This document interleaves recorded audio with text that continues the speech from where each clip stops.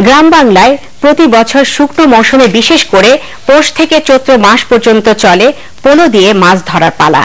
এক বুক পরিমাণ পানিতে সারিবদ্ধভাবে মাছ ধরা শুরু করে মাছ শিকারীরা, যাদের স্থানীয় ভাষায় বলে বাছাইল।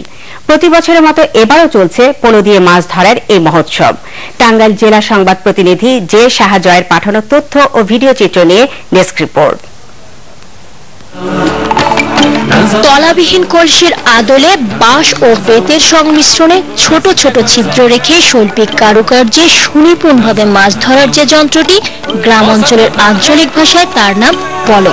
এই সময়টাতে টাঙ্গাইলের বিভিন্ন খালবিল ও জলাশয়গুলোতে চলছে পলো বাইসের মহোৎসব। হাওড় বাউড় জলাশয় ও পুকুরে পানি কমে গেলে দলে দলে বিভিন্ন বয়সী মানুষ পলো নিয়ে নামেন মাছ ধরতে।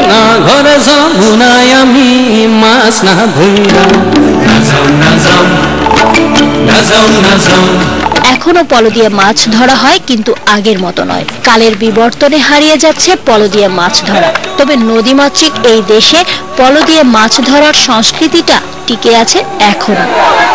মঙ্গলবারে আরে ডোলদা দেই, আমরা শনিবারে অমুক বিলে যাবেন, সব জনগণ উপস্থিত হয়, আমরা এইভাবে মাছ গোনা মারি। বাপ দাদার আমলের থেকে এটা চলে আইছে, ওর জন্য মিলা এই জায়গায় জায়গায় আমরা মাছ মারা যাই।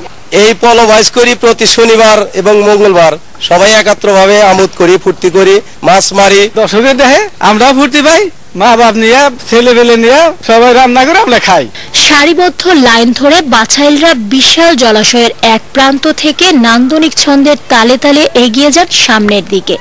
পানিতে একের পর এক চাপ দিয়ে হই হুল্লোড়ে মাছ ধরার চিরচেনা অপরূপ দৃশ্য দেখতে দর্শনার্থীরাও মেতে ওঠেন আনন্দ উৎসবে।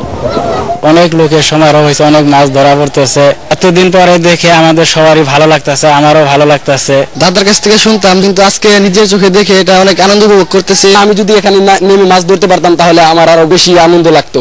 উন্মুক্ত জলাশয়ে পলো দিয়ে মাছ ধরা শুধু স্মৃতি হয়ে যাচ্ছে, পরবর্তী প্রজন্ম হয়তো জানবেই না কিভাবে পলো দিয়ে মাছ ধরতে হয়। নতুন প্রজন্মের জন্য গ্রাম বাংলার এসব ঐতিহ্য ধরে রাখার উদ্যোগ নেওয়া প্রয়োজন বলে মনে করেন সংশ্লিষ্টরা। সীমা শারমিন, বাংলাদেশ টেলিভিশন।